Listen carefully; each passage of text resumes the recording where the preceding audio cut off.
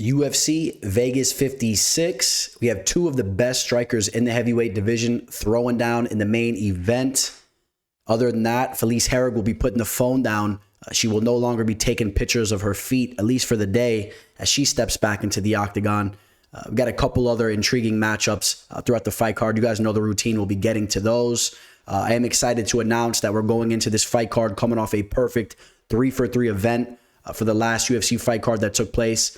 You guys know that we didn't have any action this past weekend, so I know we have a bunch of bloodthirsty wolves out there just dying to throw some money at a fight, and I'm one of them as well. So with no further ado, you guys know the routine.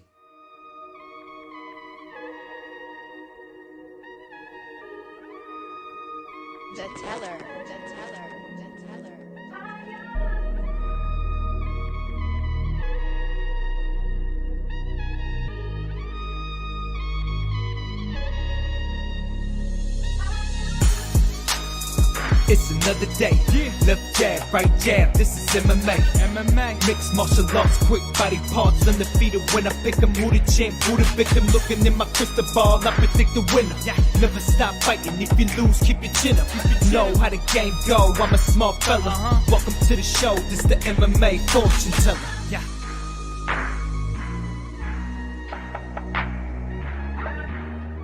The MMA fortune teller. The teller. What is up, you guys? Teller checking in. Hopefully you guys were able to enjoy your Memorial Day weekend. I know we did not have any UFC action taking place, but the weather was nice and warm.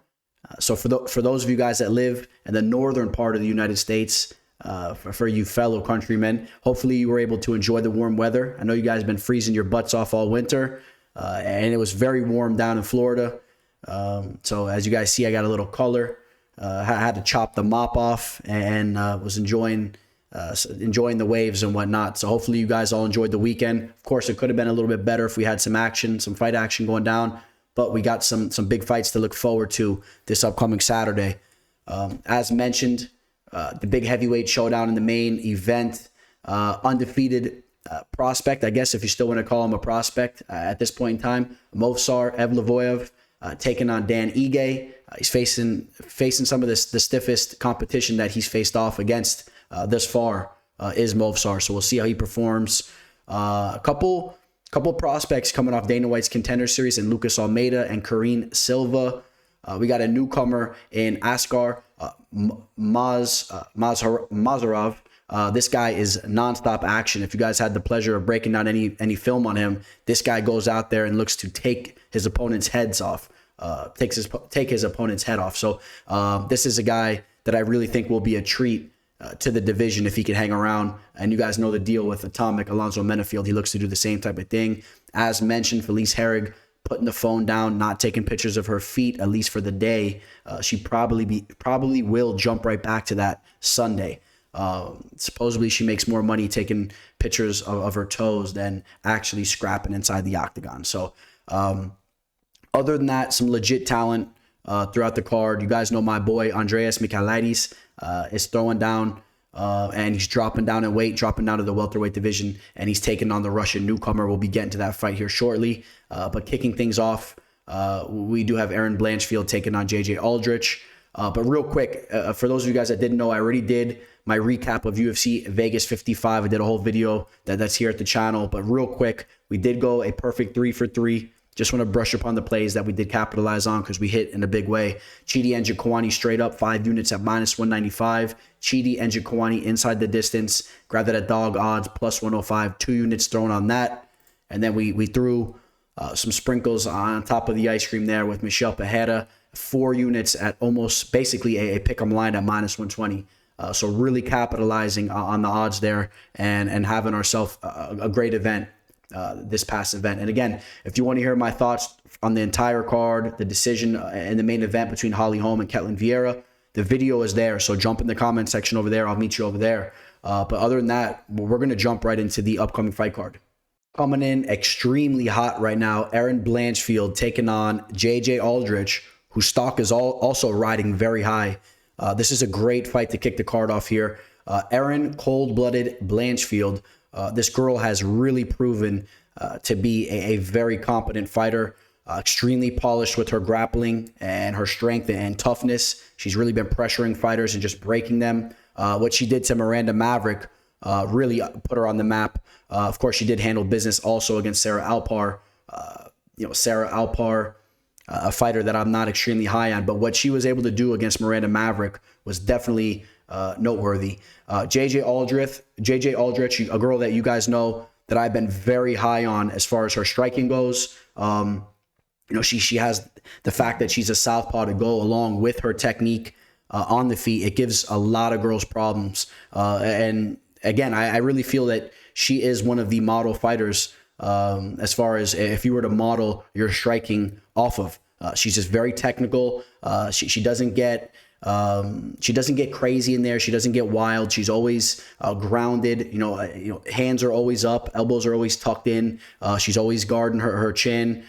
Throws a beautiful jab, and I'm a fan of her striking, and she's been mixing in the kicks as well, but it really is her boxing that I'm impressed with. And I think that she does have a striking advantage over Erin Blanchfield. But again, what Erin Blanchfield has been doing extremely well and at an extremely high level is closing the distance off against her opponents, getting a hold of them, ripping them down to the mat, being very technical with her entire grappling arsenal. She doesn't make any mistakes down there. She doesn't give up position, and she'll smother her opponents, and she'll get the job done. And of course, that's why I'm going to be on I'm going to be on Erin Blanchfield here. And you guys know I've been very high on JJ. I've been picking her for her last couple fights, even. And the fight against Jillian Robertson, there was a lot of people that weren't necessarily on her. I still stuck with JJ Aldrich, and that was a fight where JJ showed that she can showcase her skills against the grappler. As you guys know, Jillian Robertson, a very grappling-oriented fighter as well. But here it's going to be a little bit too tough for me to go against Erin Blanchfield from what I've seen. I've seen JJ break a little bit under pressure. We saw that in the Macy Barber fight as well. And although we're going to get to the line here in a second, I'm going to give you my thoughts on the betting line. But I got to go with Erin Blanchfield. I think that this girl's legit. I really do. I think she's legit. And, real quick, her lone loss, she's 8-1 as a pro right now. Her lone loss was against Tracy Cortez. That was a split decision loss. It was only her fourth professional fight. We know Tracy Cortez is a very tough wrestler.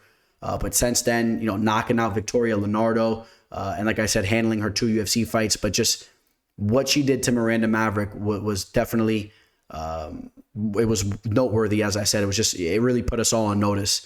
All right, so we take a look at the betting line. And right now, you're looking at a betting line on Erin Blanchfield at just about minus 600. And this is over at Bovada. And just so you guys know, from now on, the betting lines you see scrolling on the bottom will be the active Bovada betting lines as I record this, which I am recording this on the 31st. It's Tuesday here. And the lines we will be looking at on the show will be based off bovada.lv, which you guys know, if you ever want to sign up, you reach out to me for the referral.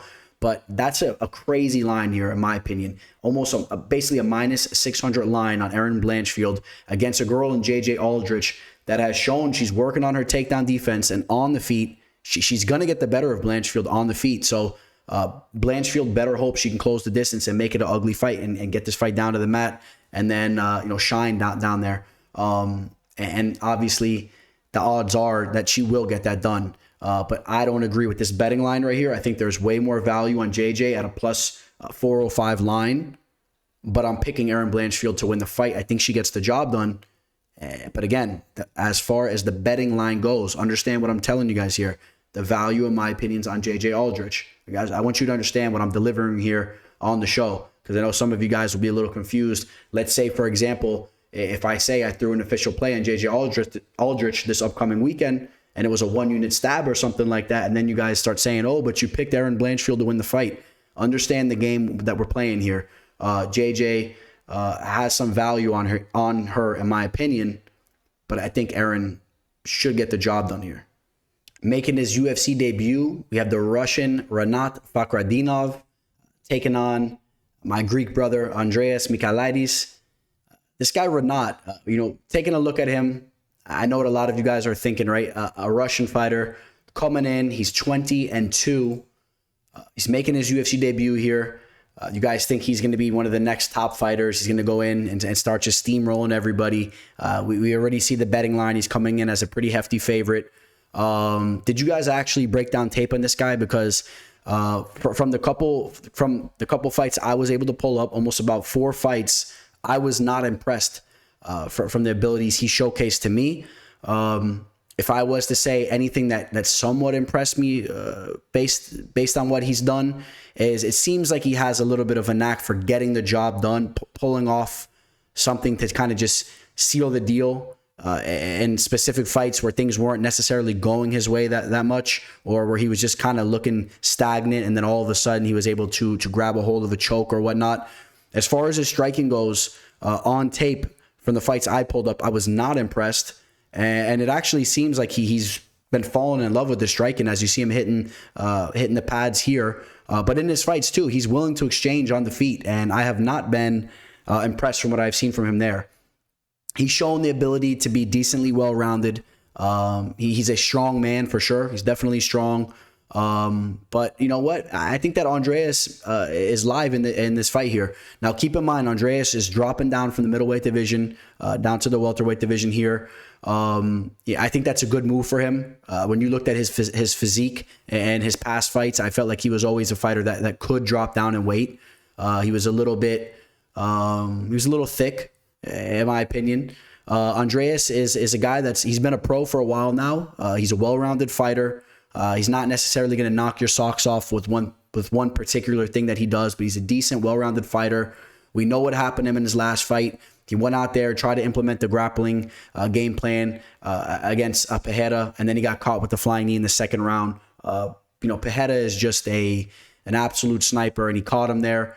Before that, Andreas got his first UFC victory against KB Bular, the young Indian fighter. And then before that, you guys know the awkward fight against Modestas Bukauskas. How do I see this fight taking place? I think that if this fight stays in the feet, if Andreas can stuff the takedowns and get Rinat to engage in a striking match for the majority of this fight, I don't see any reason why Andreas can't outpoint him on the feet. Andreas has some tricky kicks himself. I think he'll be a little bit quicker and a little bit more technical. Well, Rinat might look for the power shots a little bit more so. He might look to kind of wear on Andreas. I could see him trying to drag this fight down to the mat or looking for a choke. And in fact, if I see Fakhretdinov get the finish here or get the job done, it may be by finish by way of some type of choke or pulling off some type of finishing move there, really going in for the kill. But I do think that Andreas is live here. And in fact, I'm going to pick Andreas to win this fight. I really do. I do think that there's a real chance for him to get the job done. It's a close fight. Fakhretdinov is going to be the fighter that has been wrestling for a longer period or from an earlier stage in his life. He's probably going to have the edge there. He's probably going to be a little bit physically stronger. But I'm interested to see Andreas dropping down in weight. I think he's a little quicker. A little bit more technical on the feet. I think that he has an avenue to win this fight. And from what I've been seeing from the Russian, like I said, and some of the fights I've watched too, he really has fallen in love with his striking. He thinks he's a legit striker, and I just don't see it there. I don't see it in his fights. So I'm going to pick Andreas Michailidis to win the fight. We'll pull up the betting line. Andreas is right around a plus 225 dog here. With the comeback on the newcomer at minus 285. I'm not exactly sure what everybody's seeing, besides the fact that it's a Russian with a solid resume, and he's a big, strong dude. And if we're being honest, Andreas has a lot more to prove, which I get as well. But I will go with Andreas Michailidis to win the fight. Jeff Molina taking on Zhalgas Zhumagulov. Jeff Molina, one of the up-and-coming prospects in the flyweight division. You guys know I've been raving about the flyweight division over the past year or so. I really feel that there's a lot of legit talent that's been making its way into the division. I would definitely add Molina to the list there. The Glory fitness product. He's been groomed from James Krause, one of the better coaches in the game. Molina is a complete fighter. I do like the 3-inch reach advantage that he brings into this fight against Zhalgas. Now, Zhalgas is a tough cookie. As you see here, he's been training with some of the best in the world at this respected weight class.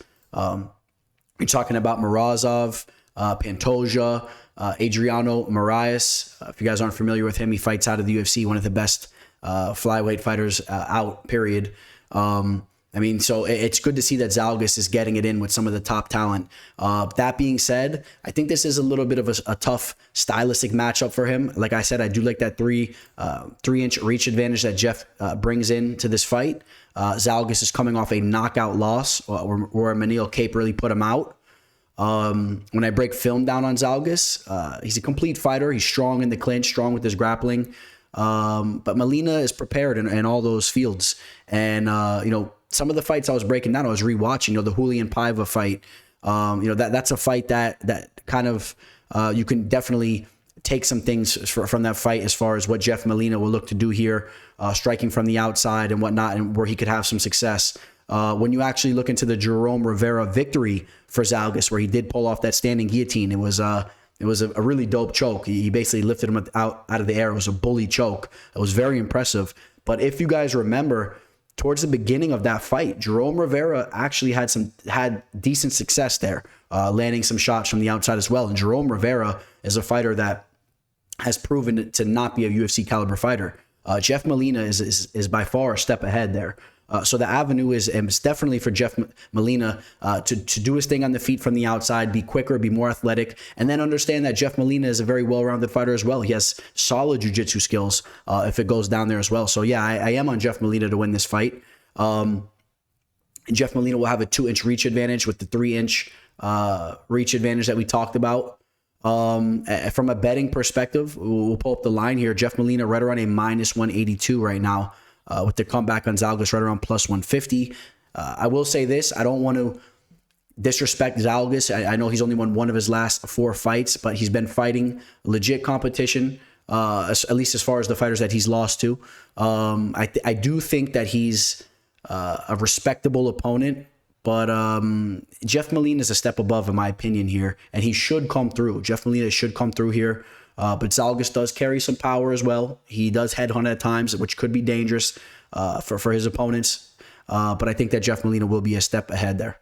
Tony Gravely taking on Johnny Munoz Jr. Tony Gravely, 30 years old, at the prime of his career, a lifelong martial artist. He has the Taekwondo background, longtime wrestler, like a box. He could do it all. He's really a well-rounded fighter, an American Top Team product. He's been being groomed over there at American Top Team Coconut Creek for a long time. He's came into a lot of his fights being respected as far as the betting line goes. People have had respect and they've known about the abilities that he has. But this is a guy that makes some mental errors in there at times and kind of drops the ball at times. We remember the Brett Johns loss where he kind of wilted towards the end of that fight and ended up getting submitted. Of course, as of recently, the Nate Maness knockout loss, although Nate Maness has shown to be a pretty decent fighter. I think that Tony Gravely still has a lot to deliver to the division. I know that he's very hungry. He needs and wants to come in here and get this victory. Johnny Munoz Jr. has shown he has some jiu-jitsu skills. He's going to be coming into this fight against Gravely with an edge as far as the height and reach goes, which is not anything new for Tony Gravely. So this isn't something that he's facing for the first time. He knows the deal with that situation. Johnny Munoz Jr. coming off that victory against Jamie Simmons. Jamie Simmons has not proven to be a UFC-worthy opponent. Got knocked out very quickly by Giga Chikadze, a fight that he took on short notice. And then the UFC gave him another opportunity, got choked out there against Johnny Munoz. Before that, Nate Maness also defeating Johnny Munoz. And then if you start looking at some of the previous fights that Johnny Munoz has been in, it's not necessarily against any legit fighters there. So it's kind of hard to base what kind of fighter he is just off his resume. But when you break him down on tape, he's a guy that has some jiu-jitsu skills. But I think that Gravely can more than hold his own there. And I think that Gravely should have the wrestling advantage. So if he's able to avoid the danger down there and kind of slow things down, he should be the fighter that should be able to kind of control things, and maybe he can get in Johnny's guard and steal some rounds like that on the feet. I'm interested to see how those exchanges go. Johnny Munoz is pretty quick, but Gravely is technical with the boxing, and I would give him a slight advantage there as well. I'm going to be rolling with Gravely to win the fight. I'm not going to turn my back on him. I know he had those 2 losses since coming into the UFC, but I mean, there's been some positive things too. The Geraldo de Freitas was a scrap, and I know he won via split, but he dug deep to get the job done there. Had that Anthony Burchek knockout. That was a big time knockout. And then in his last fight, he took out Simon Oliveira. Oliveira coming off Dana White's Contender Series. He has shown to be a scrappy fighter. And I'm not necessarily sure that Johnny Munoz is such a step above Simon Oliveira. I think that Gravely should get the job done here. And again, I'm not necessarily too worried about the 4-inch height advantage or the 2-inch reach advantage. Again, Gravely has been tested against those types of opponents. I'll take Gravely to win the fight. And the betting line on this fight is relatively close, with Gravely right around in -134, with the comeback on Munoz at +109. Remember now, Johnny Munoz has not really proven too much as far as his 11-1 record goes. Real quick, I'll pull up some of the fighters he's been taking out. 5-3 Ian King, 4-1 Renston, Atgantulga.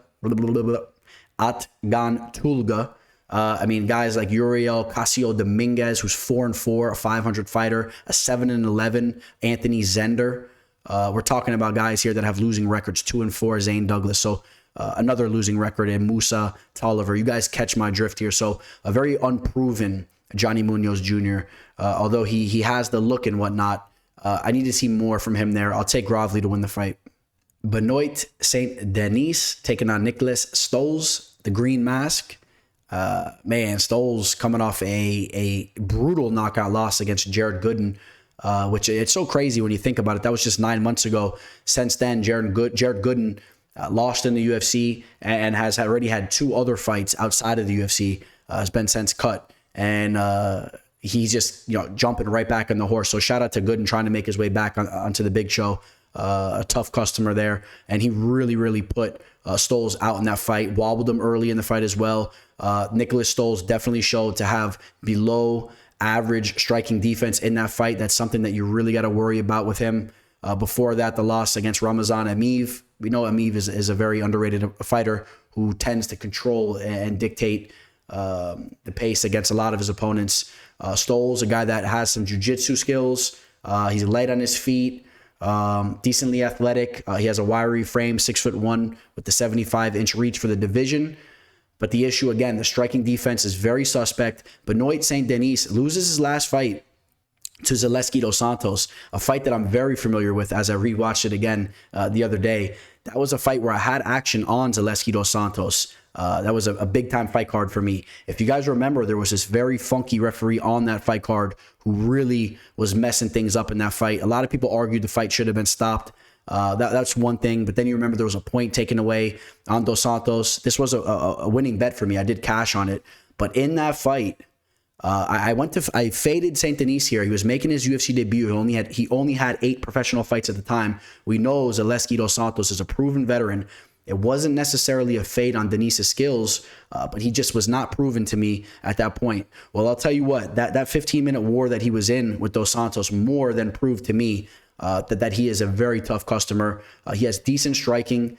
He's a southpaw. He's unorthodox. And I do believe he was a southpaw when I broke down the tape. Excuse me if I messed that up. I think he was a southpaw. But he has some solid striking. He's well-rounded with the strikes. And he's an extremely tough customer that has a granite chin. And I think that he has a lot to show in this division. I think there's some potential for him here. I will give Stolze the speed and athletic advantage in the fight as far as from a movement standpoint. He is athletic and he's quick. But again, I worry about the striking defense. I could definitely see Denis catching him with the shot here. Denis throws nice kicks. He has a nice 1-2. And this is a fight that Stolze really needs to show up. The Green Mask really needs to show up here. If he doesn't get the job done, we're talking about 3 losses in a row. It will be the last of him in the octagon. Nearing almost 30 years old, probably the last of him in the octagon for good. So this is a big fight. I do expect Niklas Stolze to really be fighting with the fire lit under him. I understand from that standpoint. He has a lot riding here, like I said. But I think that Benoit Saint-Denis is the better fighter on tape, specifically what he showed in that last fight. having the heart of a lion. And I could see Benoit Saint-Denis eating some of Niklas's best shots while just only needing to capitalize with 1 or 2 solid shots to really rock Niklas Stolze and put him on Queer Street, potentially ending the fight. So yeah, I will lean and I will pick Benoit Saint-Denis to win the fight. And if we pull up the betting line, you're looking at a betting line right now on Benoit Saint-Denis of minus 157 with the comeback on Niklas Stolze at plus 129. Also, do keep in mind both these fighters coming off fights where they did take significant damage. That's always an X factor. You kind of wonder how they're going to look, coming off those types of fights where Saint-Denis fought just about a half a year ago, and Stolze took that knockout loss about 9 months ago. So some interesting factors there as well. But Benoit Saint-Denis, a decent striker, a strong guy in the clinch and whatnot, should get the job done. Ige Osbourne taking on Zarrukh Adashev. Ige Osbourne, a fighter that we've now seen fight at the featherweight division, the bantamweight division, and the flyweight division. It seems like he's found a home here at the flyweight division, which this fight will be taking place in the flyweight division as well. He's been coming in very chiseled and has a solid frame for the division. Zarrukh Adashev, a fighter that has brought in some interesting physiques into his fights as far as in the octagon. Of course, his UFC debut against Tyson Nam, where he got knocked out. That was a fight that he was looking very pudgy coming into the fight. And he did take that fight on short notice. And then he had the loss to Sumadarji. And then he finally got the victory over Ryan Benoit. Do understand that Zarrukh Adashev is a fighter that comes in with a very polished and decorated kickboxing resume. He's been working on his takedown defense and his grappling and his clinch work and whatnot, but his bread and butter is striking from the outside, where he is very, very polished there. But again, gets knocked out in his UFC debut against Tyson Nam. So, sometimes you have these fighters that come from the kickboxing scene, and it's a little bit of a different game, and it kind of takes them a while to adjust to that. As far as they think they could roll with certain punches that you can't really roll with them when you're talking about these small MMA gloves. We've seen that with a couple fighters. Gokhan Saki, he got knocked out by Khalil Roundtree. But Zarrukh did look decent in his last fight against Ryan Benoit, who is a decent fighter. Ige Osbourne here is going to have a 2-inch height advantage. He's going to have a 7-inch reach advantage. So he's really going to have an opportunity to strike from the outside here. Although Zarrukh is the more polished striker, Ige has shown to be a true athlete. He's very, very fast. He's very quick. In the fight against Manil Cape, he was actually looking very decent. And the limited amount of time that fight lasted before he got caught. He did make a mental error in there and he got caught by Manil Cape, but Manil Cape is a sniper. But again, before that, Ige was looking very good. I believe he is a southpaw fighter as well. He gives fighters some awkward looks in the feet and really will frustrate them. And, he's shown to have some submission skills as well. If you run it back to his Dana White's Contender Series fight against Armando Valerio, he pulled off that armbar victory. Mental error against Brian Kelleher, stuck his head in there, gave that choke away. So he is a fighter that at times I do believe makes mental errors. He freezes up a little bit, and that could cost him in specific fights. And if he does that here, don't be shocked if Adashev capitalizes with something on the feet. But overall, I will pick Ige Osbourne to win the fight. And look at Adashev here, doing a little shadow boxing with Zabit, a guy that we haven't seen in forever. I don't know what the deal with Zabit is, and look how big he is, man. Crazy to think that Zabit was an active featherweight fighter, man. Looks a little bit more filled out here. And what's the update on Zabit? Is he going to be stepping back into the octagon ever again? Zabit Magomed Sharapov. I know his brother's been putting in work too. I guess he's a fighter that kind of lost the edge, but just wanted to talk about that real quick. If anybody knows the update on him, man, I would love to see him back in the division. But it's great to see Adashev working with the fighter of that caliber. But I still will go with Ige Osbourne. I will take him to win the fight. There's potential for him to get a knockout as well. I think these guys will throw down. Somebody could get clipped. I know it's the flyweight division, but don't be shocked if we see a finish in this fight. Both guys have been susceptible to being finished there. We take a look at the betting line, and we're looking right now at a line on Ode Osbourne at -179 with the comeback of +146 on the polished striker and Zarrukh Adashev. I will pick Ode Osbourne to get the job done there, and I expect the reach advantage to really to play a factor in this fight. If Ode can really use some solid fighter IQ and try to keep this fight at bay from the outside and use his speed and athletic advantage, he should be able to handle this fight. Damon the Leech Jackson taking on Daniel Argueta. A lot of you guys are familiar with Daniel Argueta from the Ultimate Fighter show, where he was one of the favorites to win the show. He ended up losing to Ricky Turcios, but going in to the show, everybody thought Daniel Argueta was going to be the guy to win that weight division there, including myself. I was really high on Argueta. We know he has the wrestling background. He's extremely tough. He's a very disciplined fighter. He doesn't mess around, and the recent LFA champion. But do understand that he steps in on short notice here, and that he is a natural bantamweight fighter who is now stepping up, fighting Damon Jackson up in the featherweight division. Damon Jackson will have a 4-inch height advantage to go along with a 3-inch reach advantage. Damon Jackson is the more naturally larger man here. Both these guys have similar fighting styles. They rely heavily upon their grappling. They're very tough. They like to close the distance. They get ugly in there. And this is a little bit of a tough matchup for Daniel Argueta. This isn't necessarily the type of fight that, if I was his management, that I would have liked for him to have making his UFC debut. But the UFC will reward you for taking fights on short notice like this, and he will have more opportunities. But he will want to fight in his natural division, in the bantamweight division, and he will want to be matched up against fighters that have some holes in their takedown defense and in their grappling. That is not Damon Jackson. Now you mix all that in with the fact that Damon Jackson is now really settling inside the octagon. He's 3-1 now in the big show.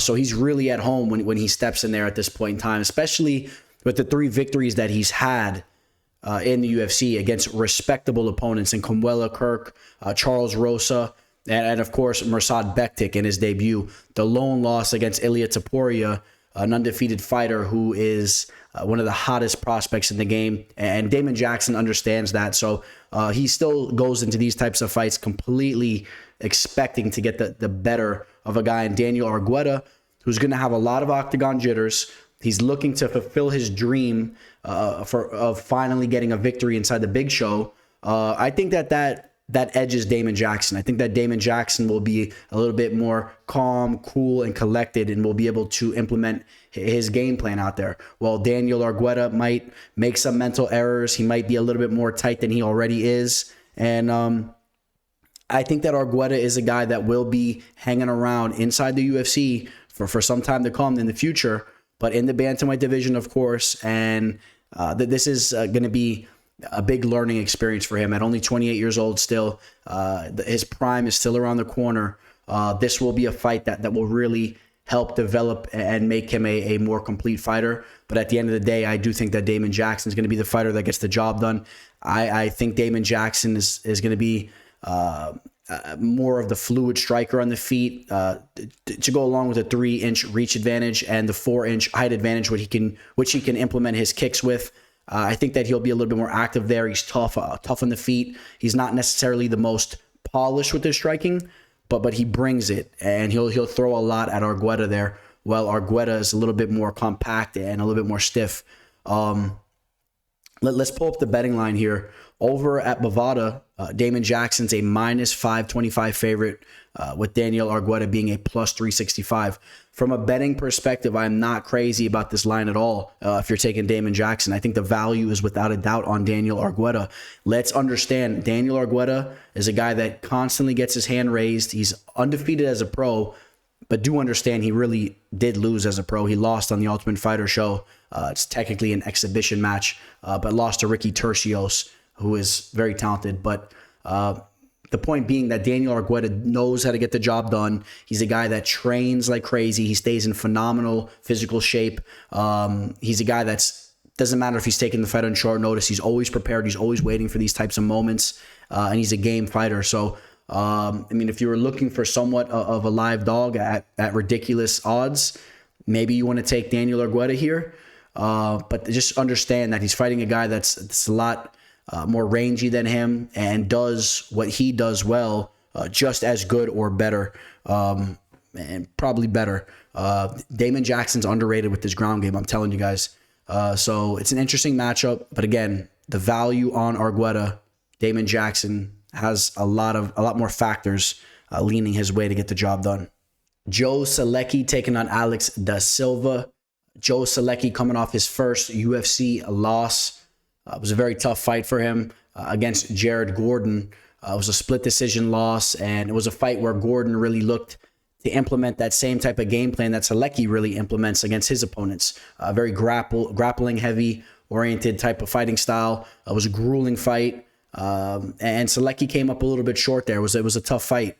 Definitely a learning experience for him. Alex da Silva, the young Brazilian fighter, this is a kid that has 24 professional fights under his belt at the age of 26. He made his UFC debut while being only 23 years old.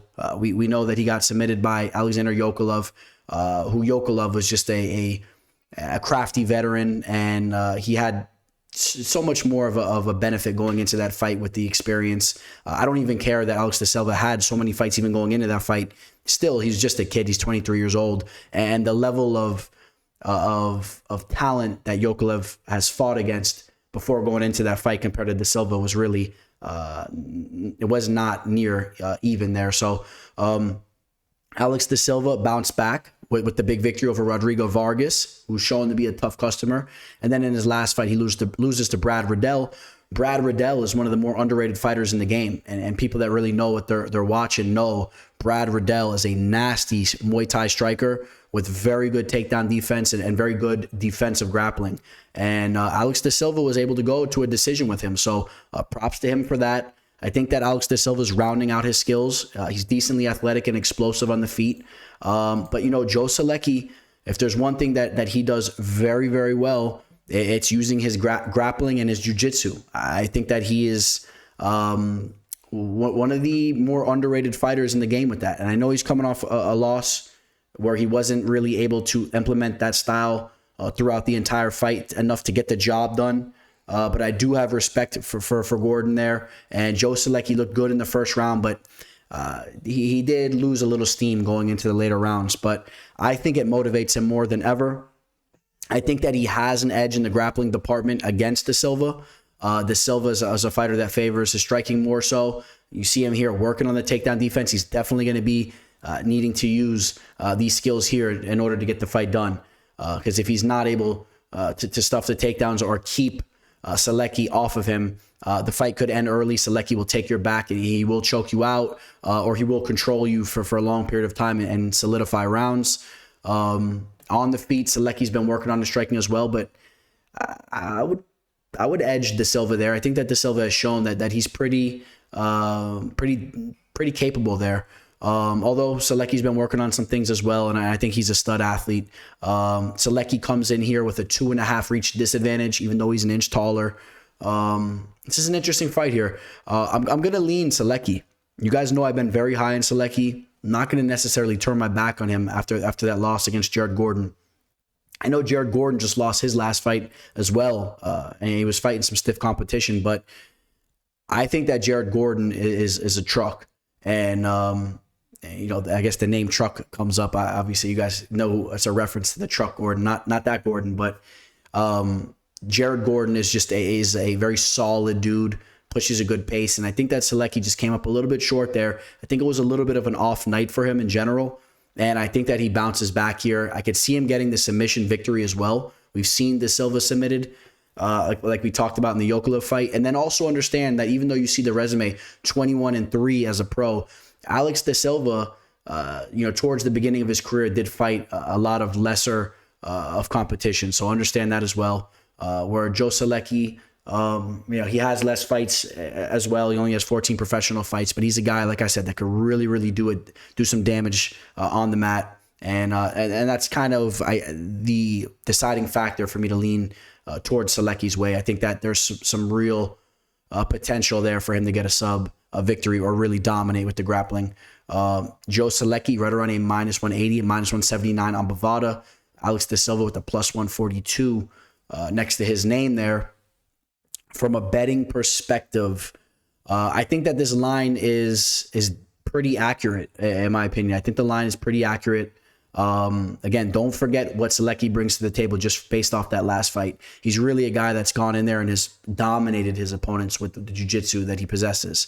And Alex De Silva still needs to show a little bit more. His last fight was a decent showing, and he will throw some bombs out there. He will look to take Joe Solecki out, or look to take his head off. But Solecki has shown to also be defensively competent. So I think that's also something that Joe Solecki has in his pocket. He's not reckless, and he won't put himself in harm's way as much. I'll take Joe Solecki to win the fight. Felice Herrig taking on Karolina Kowalkiewicz. This is an interesting fight here. So if you didn't realize, Karolina Kowalkiewicz's last victory was actually against Felice Herrig. Okay, she's since been on a 5-fight losing streak. And what makes it even more interesting is this was an official play for me, at least from my perspective, right? This was an official play for me on Karolina Kowalkiewicz back in 2018. I remember watching this fight very vividly at the billiards, shooting some pool. And I thought she did enough to get the job done. She did win via split decision. She got tagged up by Felice a little bit as well. And you take a look at the fighters that she's been losing to ever since, some decent competition, especially the first 4. Jessica Andrade, Michelle Waterson, Alexa Grasso, Xanin Yan, and then the Jessica Penne loss was a little suspect. But her performances in those fights have not been good. We've seen her slow down substantially. We've seen her striking defense really start to wither more and more throughout each fight. She's been getting tagged up, bloodied up. It's crazy because, we remember when Karolina was undefeated and she faced off against Joanna Jędrzejczyk, the 2 undefeated Polish fighters. And that's when Karolina was really on her game. She was an aggressive Muay Thai striker. And if we're being quite honest, she is a shell of herself as far as the fighter that she once was. Does she still possess some of those skills, enough of those skills to go out there and defeat a girl that she's already defeated? Again, the last victory that she had in Felice Herrig, can she go out there and do that once more? This is a tough fight. My gut kind of tells me that Felice Herrig, being the fact that she almost took that last fight and it was so close, and now that maybe she's holding on to her skill set a little bit more so that she kind of edges this fight this time.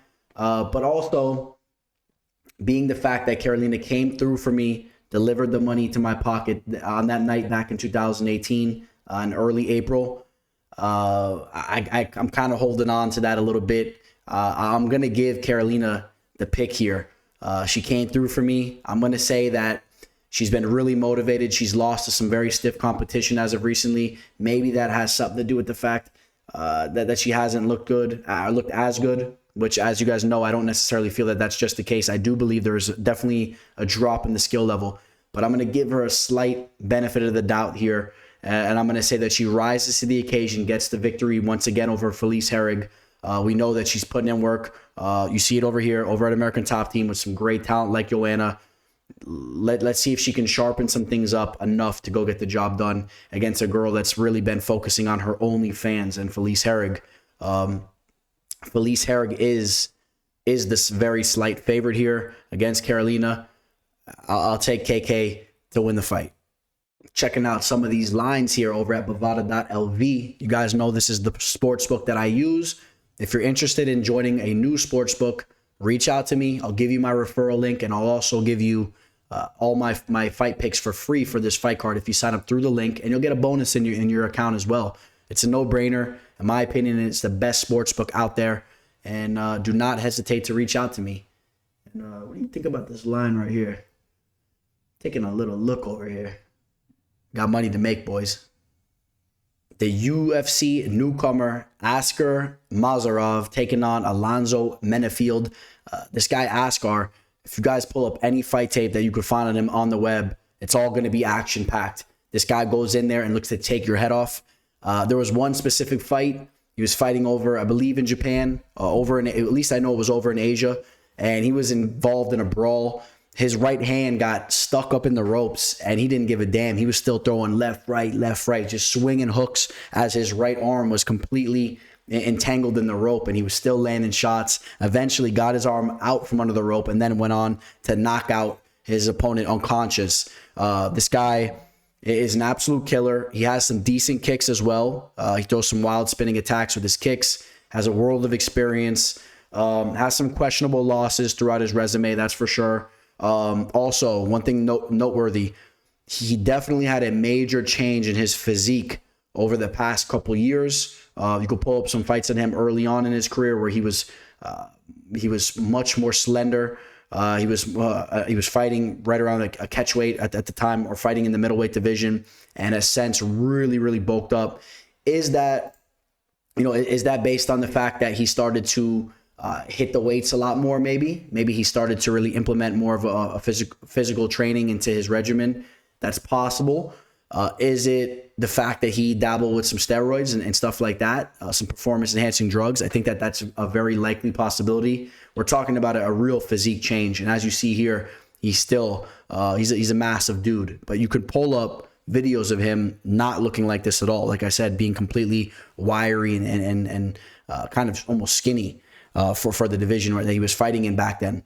So that's somewhat interesting.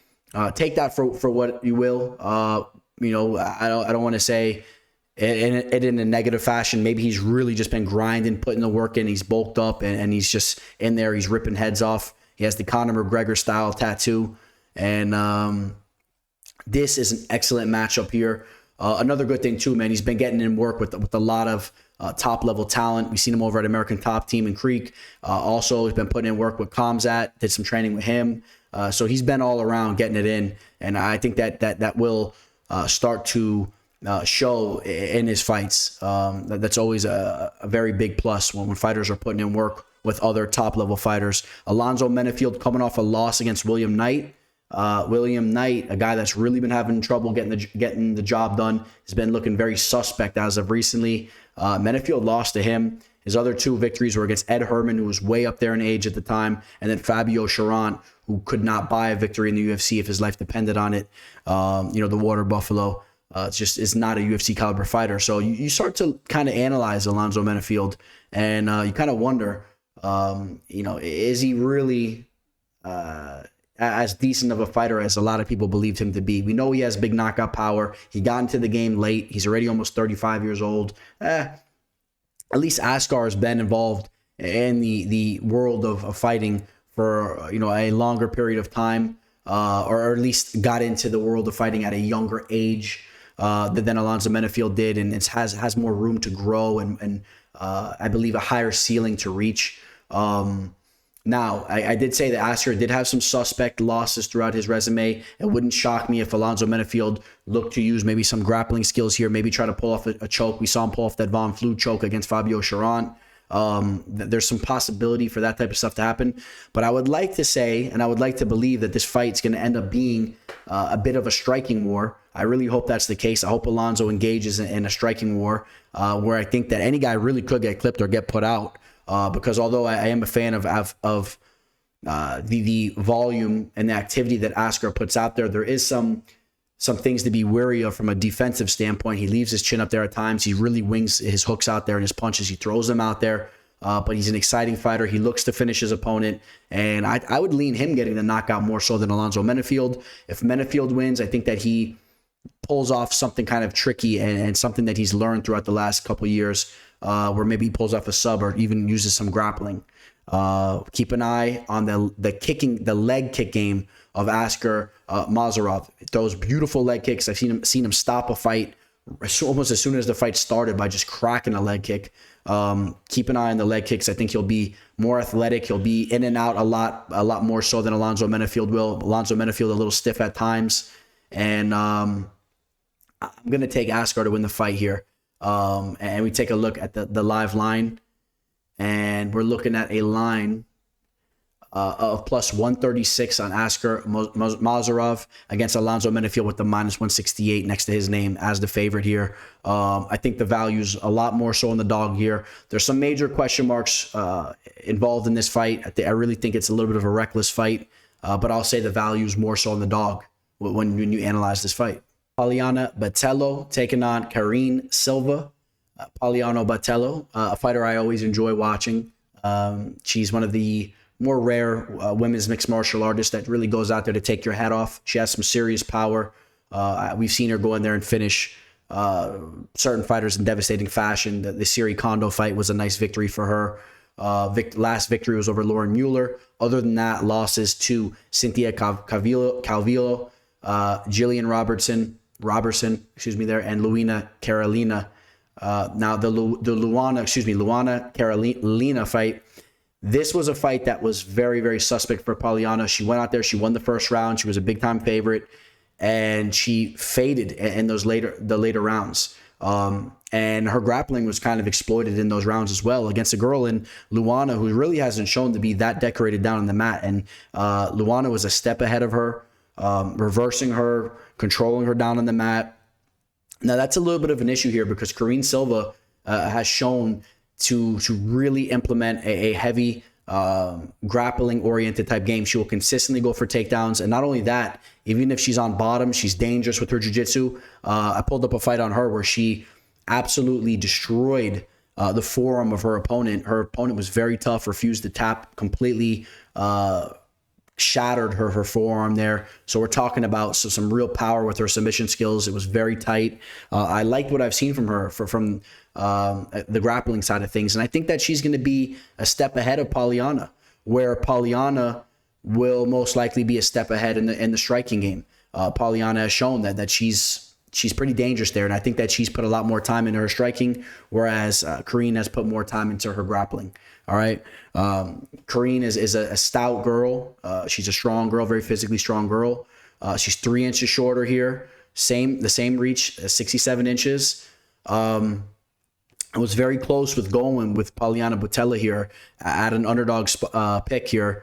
I wanted to give you guys another underdog dog pick for the card, but I think I've given you guys a couple of them anyway. And at the end of the day, my gut's really telling me that Karine Silva is going to have that grappling edge, and especially later on in the fight. Like I said, in Poliana's last fight, she really withered away, and Karine Silva is a tough cookie, and I could see her just getting takedowns and controlling Poliana there, or just pulling off the sub or doing something with the ground game. And Karine Silva right now, right around a minus 125. On Bovada, she's a minus 124 favorite, with Poliana coming back at even odds. I'm going to take the grappler here over the striker in Karine Silva, who's making her UFC debut, but has 18 professional fights compared to Poliana's 12 professional fights. She's a very tough girl, as I said. She's a very mentally strong fighter from what I've seen from her. If you pull up interviews, you pull up stuff on her. She's a very confident fighter, and I don't think that she'll really be too nervous making her UFC debut. I think she gets the job done. But be wary if she's not able to get those takedowns. I do think that Poliana will be a step ahead on the feet. And also be wary for the fact that Poliana has to have a fire lit under her right now. She's lost 3 of her last 4 fights. She knows that she's got to do something here. So you take all that, and you mix it up, and you be a little wary here. But I think that Karine Silva wins this fight with her grappling. Mike the Lone Wolf Trezano taking on Lucas Almeida. Lucas Almeida did have a losing fight on Dana White's Contender Series, but if you remember, Dana White was standing up, giving a round of applause to these fighters, and he faced off against the undefeated prospect who will be making his UFC debut very soon here, Daniel Zulaber, who really has some legit potential to be a star in the sport. It's still very early. He's young. Kind of reminds me of a Ryan Garcia type of fighter. Great frame. He has the look. And he has some skills there. So this fight was a very entertaining fight. And like I said, Lucas did fall short in that fight, but Dana White was very impressed. Lucas did go on to get one other victory. Got that guillotine choke against Italo Trindade, who was 10-3 as a pro. Got that victory 5 months ago. Dana White's now giving him an opportunity, and he's throwing him on the co-main event slot on the main card, that shows you what he thinks about him as far as delivering from an entertainment standpoint. Mike Trizano, not really the most entertaining fighter, so I don't know why Dana White necessarily thinks this is just going to be a barn burner type of fight and he's throwing it in the main card, because Mike Trizano is more of a cerebral, calculated fighter that looks to pick and choose his times to go in. Mike Trizano did have a big victory over Ludwig Klein, but other than that, losses to Hakeem Dawodu and Grant Dawson as of recently. The Hakeem Dawodu fight, he really was just pumping the brakes the entire fight, Mike Trizano, and really never went in and really tried to take the fight. Really let Hakeem Dawodu dictate the pace of that fight. We know Dawodu is a talented striker, but I really would expect to see more from Mike Trizano. And Lucas Almeida will bring the fight here. Lucas Almeida is a very confident and an aggressive fighter. He's a decently well-rounded fighter. We saw him taken down at times in the Daniel fight, but I still would say he's decently well-rounded. He doesn't really have glaring holes. Now, from a betting perspective, I would say the value much more leans towards Lucas Almeida's way, where I think he will be putting out more activity. There will be more, or possibly more, strikes thrown at Mike Trizano's way. And I'm not really crazy about a minus 240 line that you see next to Mike Trizano's name there. So the value, in my opinion, more so on Lucas Almeida. But I think Mike Trizano should be a little bit of a step ahead anywhere this fight goes. I do believe that kind of is true. Mike Trizano, you heard that lightning there. Sorry for some technical difficulties as you don't see the teller's face here for a second. But I expect Mike Trizano to possibly implement some wrestling. Maybe he sneaks in a takedown here and there, and maybe pushes Lucas Almeida against the cage a little bit and solidifies some rounds there. But if Lucas Almeida can make this into an ugly fight where they're brawling out, I could see Lucas Almeida landing more significant strikes possibly and stealing this fight. Either way, in my opinion, the line is off. I think that Trizano should be more around maybe a minus 180, minus 175 in my opinion. So let's see how this plays out. We have the undefeated Russian Movsar Evloev taking on Dan 50K Ige. We know that Dan Ige is a legit fighter. I don't care that he's only won one of his last 4 fights. Losses to Josh Emmett, to the Korean Zombie, and Calvin Kattar, with the victory over Gavin Tucker where he knocked him out. And the victory before that against Edson Barbosa, it was a close fight. I thought Edson won the fight, but again, Dan Ige always delivers. He's a very well-rounded fighter. He can crack on the feet. He has a ground game to go along with that. He's a tough outing for anybody. Still in the prime of his career at 30 years old. Movsar, a fighter that I've been very high on, but had shown to hit some turbulence in some of his fights at times, but always seems to prevail at the end of the day, and he always seems to correct things. He's a phenomenal wrestler, really a phenomenal grappler, and at the end of the day, if things go wrong on the feet, he can really get a hold of his opponent and really get him down and start to control him there. That's something that he really does well. He's now 28 years old. He's turning into a grown man right in front of our eyes. We've been watching him fight in the octagon for a while now. He was a champion outside of the UFC before he came in over at M1. And since then, victories over Sang Woo Choi, Enrique Barzola, Mike Grundy, Nick Lentz, and Hakeem Dawodu. So his UFC debut was back in 2019. It's been, a couple years now. So I believe at the time he was, 24, 25, a young kid. And I think that this is going to be the toughest fight that he's had inside the octagon. I know Hakeem Dawodu is a phenomenal striker, and you could argue that Hakeem Dawodu is the better fighter. But stylistically, I think Dan Ige possesses to be a little bit more of a threat, because I think that his takedown defense and his grappling is a little bit better than Hakeem's. It could be. So I think that if he's able to prevent Movsar from using the grappling-oriented type style, he can maybe possess more of a threat on the feet against Movsar. Now, keep in mind, Movsar can strike as well. He's a well-rounded fighter. We know that he's traveled the world to get the best training in the world. We know that he's came over from Russia down to Florida. He's trained at American Top Team. You see him over here in Miami with Khabib. These guys are cut from similar cloth. Both these men, these guys are winners. And Movsar is definitely that. How do I see this fight playing out? I think that at the end of the day, I think that Movsar is going to be able to hang and edge Dan Ige on the feet. I think he'll land some nice leg kicks and whatnot. He'll mix in his wrestling. Dan Ige might stuff a takedown or two, and he might end up putting Movsar in some situations where he may be in some slight danger. Maybe Dan Ige cracks him a little bit. But at the end of the day, I think that Movsar will always revolt back to his wrestling and his grappling, and I think that he'll eventually get the fight down to the mat, solidify position, and steal rounds. And I think that he'll edge out a decision and he'll get the job done once again. Now, I will say this. At one point in time, I was extremely high on Movsar. I've kind of toned that back a little bit. I know he's still undefeated and whatnot, but I need to see a big performance from him here. I need to see him go out there and really deliver if I'm going to be hyped up on him again, like I kind of was back in the day. Now, remember, a split decision victory over Nick Lentz.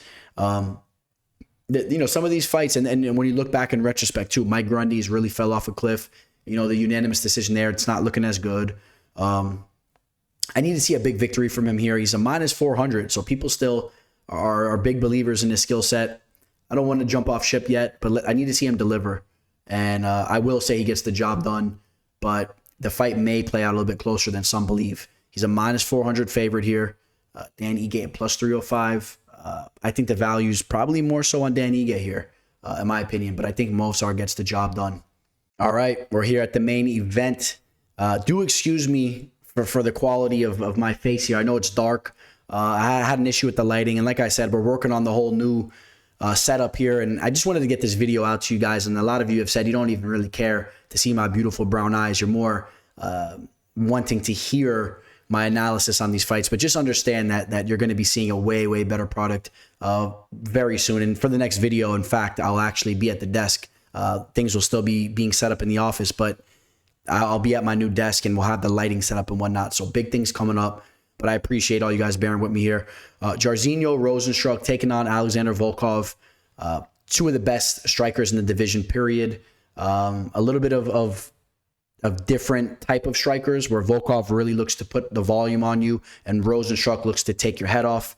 Rozenstruik has gone out there and all of his victories and has delivered the knockout victory, right? And all of his victories in the UFC, they have all been by way of finish via strikes. And some of them are really devastating in the beginning of his UFC career. The Junior Albini knockout, the Alan Crowder knockout, Andrei Arlovsky, Alistair Overeem. As of recently, JDS and Augusto Sakai. Losses to Curtis Blades, Cyril Gane, and Francis Ngannou. Three of the top heavyweights in the division. Top 5 heavyweights there. Alexander Volkov, do not sleep on what he brings to the table. Brings a massive frame to the table. Coming off that loss against Tom Aspinall, you guys know I'm extremely high on Tom Aspinall, so doesn't surprise me that Aspinall went out there and delivered with that phenomenal submission. We know he could strike. I think Aspinall is the dark horse. He's potentially the next UFC heavyweight champ down the line. So before that, Volkov right back to business, taking out Marcin Tybura, coming off that loss to Cyril Gane where he was walking forward the entire time, but Gane was able to pick him apart. Before that, knockout victories against Alistair Overeem and Walt Harris. Lost to Curtis Blades before that, got wrestled for 5 rounds. And then, just a lot of performance where he's just outclassed fighters on the feet. Greg Hardy, Derek Lewis broke all types of significant strike records in that fight, got caught in the last second, which I'm going to bring up a valuable point here in a second, though. Before that, knockout victories over Verdum, Struve, picked apart a lot of these fighters, was doing his thing over in the Bellator scene for years. All right, check this out. Volkov has a granite chin. His blown knockout loss, if you want to go all the way back in the day, you're going to be talking about the one knockout loss against Vitaly Minakov, who I'm a big fan of. I actually am curious to see what he's up to. I haven't checked in up in him. But Vitaly Minakov, a stud over in Bellator back in the day. All right, he took that one knockout loss back in 2013. His next knockout loss was against Derek Lewis, and it was he got wobbled, but he was almost through exhaustion as well. He was stumbling around and he got cracked, and you guys remember how that all went down. But in fact, Volkov does have a granite chin. He's faced off against phenomenal strikers. He's went to war. He could take a shot. So there's really potential for him to hang with Rozenstruik. Now, we know Rozenstruik brings in that power, but just understand that Volkov is not a guy that just falls down. From a volume standpoint, I really think that Volkov is going to be getting the better of the striking exchanges, whereas Rozenstruik's going to need to land that big shot. If Rozenstruik doesn't get that knockout, I heavily favor Volkov winning a decision here, or even potentially getting a knockout himself. There's definitely that type of potential. It might not be as likely, of course, but he throws some heavy shots as well, and we've seen Rozenstruik clipped and put out at times, right? Francis Ngannou clipped him with some wild shot, put him out. Of course, Ngannou's a different animal, but still, in this division, it only takes one shot, and Volkov is a sniper. So there's potential for him to get the knockout as well, whereas I just don't see Rozenstruik winning a decision. Rozenstruik has had issues with putting volume out in fights. We've seen him freeze up and really, really lack with his volume in fights, whereas Volkov does not do that. All right, Volkov will be coming forward, and I expect him to outstrike Rozenstruik. I'm taking Alexander Volkov to win this fight. We're going to pull up the betting line here. Volkov is currently a -165 with the comeback on Rozenstruik at +135. I think Volkov gets the job done. If you want to get better odds, maybe you attack him via decision. But do understand that these are heavyweight fighters and anything could happen in there. Volkov can land that knockout shot, like I said as well. I expect both of these fighters to happily engage in a striking war. So this really should be a crowd pleaser, in my opinion. So that's how I see the main event going. Rozenstruik needs to land that big shot, which let's not act like it's impossible. It's what he does. He goes out there and lands that big shot. There's some real potential for that. But I think that there's more percentage of a chance that Volkov goes out there, lands his shots, and avoids that big shot. And like I said, he does have a granite chin. All right, so that's my pick for the main event there, Alexander Volkov.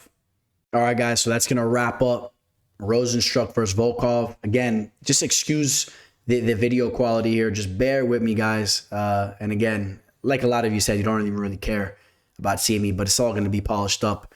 You guys know the routine, man. If you're looking to work with me, reach out to me. I appreciate every single one of you guys. I really, really appreciate you guys. Good luck with your bets this upcoming Saturday. Remember now, take it easy if you're drinking. That's my message to you guys. If you're drinking, be careful. Don't get wild with your bets. And I'm not even talking about just chasing your bets. If you're up and you have some profits coming in, those profits can dissipate very, very quickly. I promise you that. Before you know it, you think you have money to play with and your money's gone. So if you're drinking, don't get reckless with your bets. Be very cerebral and cautious with your profits and whatnot, and continue to grow the bankroll. All right, that's my message to you guys. I appreciate all of you. Hit me up in the comments section. Hit that like button.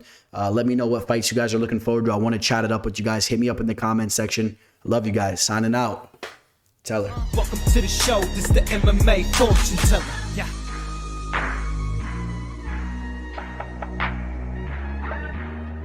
The MMA fortune teller. The teller.